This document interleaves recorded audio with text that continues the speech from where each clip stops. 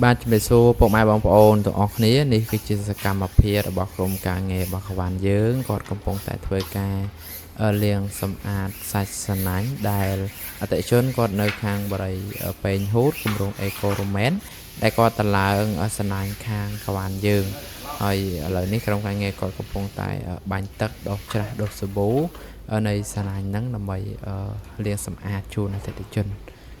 ពាក់ព័ន្ធមួយសណាញ់ខាងក្បានយើងគឺយើងអាចដោះលាងសម្អាតបានដោយសារគ្រោងរបស់យើងហ្នឹងគឺ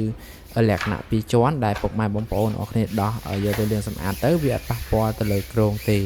ហើយមួយទៀតប្រភេទសាច់សណាញ់ខាងក្បានយើងគឺជាប្រភេទសារធាតុ polyester ដែលវាអត់ជ្រាបទឹកហើយក៏អត់មានដុះផ្សិតដែរវាធន់ជាមួយនឹងការប្រើប្រាស់ដោយនៅក្នុងវីដេអូមួយនេះគឺយើងលាងសម្អាតគ្រប់ទីតាំងរបស់គាត់តែម្ដង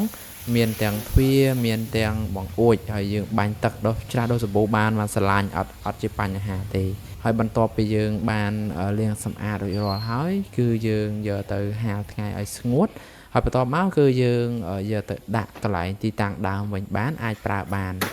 បន្តទៀតអញ្ចឹងសម្រាប់ពុកម៉ែបងប្អូនទាំងអស់គ្នាដែលមានតម្រូវការជាប្រភេទសណាញ់ការពារមូសឬក៏ពុកម៉ែបងប្អូនទាំងអស់គ្នាបានតឡើងសណាញ់ការពារមូសហើយចង់ទទួលយកសេវាកម្មលាងសម្អាតចេញពីខាងក្បានយើងពុកម៉ែបងប្អូនទាំងអស់គ្នាអាចតំណែងមកក្រុមការងារក្បានយើងបានបាទសូមអរគុណ